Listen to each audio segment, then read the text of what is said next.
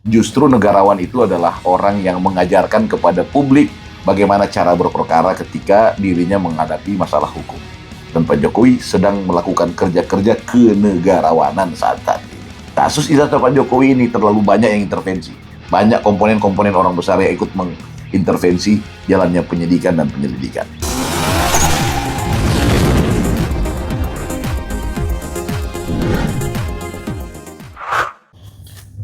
Hai semua, kita ngumpul lagi di sini di parkiran Om Kindi.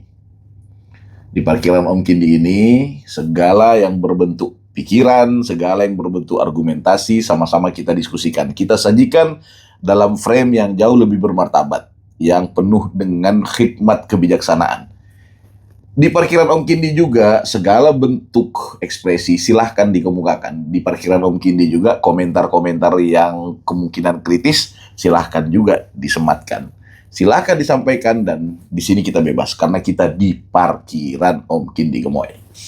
Oke guys, makin rame, makin rame. Bahkan Pak Jokowi sudah belak-belakan bicara di Kompas TV.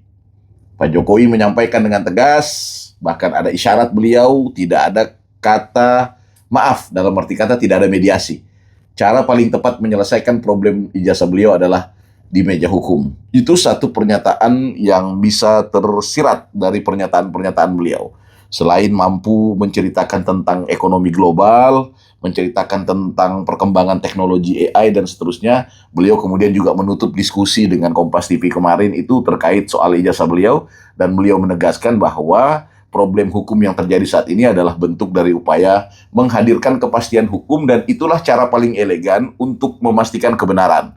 Agar juga menjadi pelajaran kepada siapapun di masa depan untuk jangan sembarang menuduh orang. Kalau Anda sendiri tidak memegang bukti. Anda yang mendalilkan, maka Anda yang harus membuktikan. Guys, ini artinya apa? Finally, kita tidak perlu panjang bicara soal ijazah, karena memang sudah jelas Pak Jokowi sudah dalam sikap yang lurus untuk tetap memperkarakan barang ini dan biarkan meja hukum yang akan menyelesaikannya. Oke, tidak perlu lagi kita bahas apakah ini sikap negarawan atau bukan, tidak. Justru negarawan itu adalah orang yang mengajarkan kepada publik bagaimana cara berperkara ketika dirinya menghadapi masalah hukum. Dan Pak Jokowi sedang melakukan kerja-kerja kenegarawanan saat ini. Oke guys, kita lompat-lompat saja. Kita lihat beberapa pernyataan Dr. Tifa dan kawan-kawan yang menyatakan bahwa mereka memang punya agenda untuk menghancurkan Jokowi. Kebetulan saya katanya orang gila, Roy Suryo orang gila, Roy Rismon juga orang gila. Mereka bertiga ini adalah orang gila dan bersatu dalam sebuah kekuatan untuk menghancurkan Pak Jokowi. Guys, ini kan parah. Dr. Tifa ini akhir-akhir ini makin parah. Belum lagi menyatakan 93% rakyat Indonesia percaya Jokowi punya ijazah palsu. Dr. Tifa ini makin nyeleneh. Ini yang terbaru pernyataannya adalah terkait soal bencana alam di Sumatera.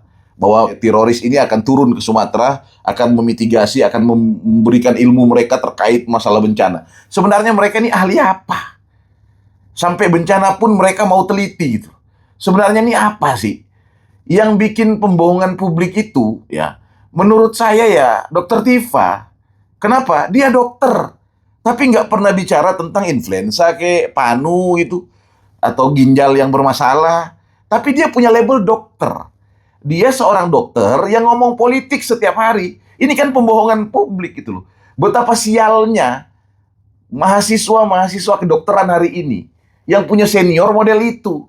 Yang mereka harapkan senior mereka ini bernama Dr. Tifa itu ngajarin mereka tentang ya gagal ginjal kayak jantung apa kayak korone segala macam, paru-paru basah kayak paru-paru kering atau usus bermasalah atau coto Makassar gitu isi dalam semua. Ya apalah itu. Gitu loh. Kok jadi ngomong ijazah orang? Bahkan dengan tegas Dr. Tifa dalam jumpa pers kemarin menyatakan, kami akan sekarang berfokus untuk ngurus ijazah Mas Wapres Gibran. Kan gila nih. Gila. Bangsa ini ya mengeluarkan produk seseorang menjadi dokter dengan harapan dia bisa bantu masyarakat yang lagi sakit. Gitu loh. Bukan datang keluar dari sebuah universitas menjadi dokter, terus jadi peneliti jasa, terus menyerang orang mantan presiden. Ngapain lu sekolah kedokteran kalau kayak gitu? Gitu loh. Emang ada nih pasien datang, Bu Dokter Tifa, ya, saya kok sudah 3 hari ini menggigil. Kadang kalau sudah malam tiba, saya dingin sampai dari ujung kaki sampai ujung kepala. Kira-kira gejala apa ya? Menurut penelitian saya, kata Dokter Tifa, ini karena tidak ada garis merah di lembaran kertas ijazah Jokowi, itu yang mempengaruhi ibu jadi sakit demam. Itu karena Pak Jokowi sampai detik ini tidak memperlihatkan ijazahnya. Harusnya dia perlihatkan, kasihan kan ibu. Nah gitu. Saya takut Tifa akan segila itu gitu loh. Sudah nggak pernah ngurus lagi fashion dia yang bertahun-tahun dia dapatkan di meja sekolah, kuliah, kemudian itu bisa-bisa diabaikan hanya karena berfokus untuk menggibah dan menyerang-nyerang orang. Ini berbahaya. Ini teroris makin gila menurut saya gitu loh. Kegilaan mereka juga itu tereduksi sampai ke pendukung mereka. Bayangkan iNews TV dalam kegiatan rakyat bersuara, Pitra sebagai salah satu pembela Pak Jokowi dalam bidang hukum, kemudian diserang sama ibu-ibu emak-emak yang menggunakan jilbab, hijabers. Ini peradaban model apa? Ya, kenapa orang-orang menggunakan hijab, kemudian berjoget-joget, menghina-hina orang? Saya sebagai muslim malu. Saya sebagai muslim demi Allah saya malu. Jangan kalian merasa kalian tuh paling Islam, jangan, bos. Jangan. Janganlah, gitu loh. Kita ini juga tahu agama walaupun sedikit. Jangan kayak gitu juga. Kalian berlindung di balik tema-tema keagamaan, kemudian menyerang-nyerang orang, mau mukulin orang. Bang Fitra kemarin hampir saja jadi korban persekusi. Sudah ada upaya kontak fisik dan lain sebagainya. Sangat berbahaya. Ini orang-orang sudah pada kegilaan, anarkismenya sudah muncul. Terus polisi hanya karena problem ketegangan sosial tidak mau mengambil satu tindakan represif yang menurut saya sudah harus diambil tindakannya. Inilah akibat dari ketiga orang ini tidak ditahan.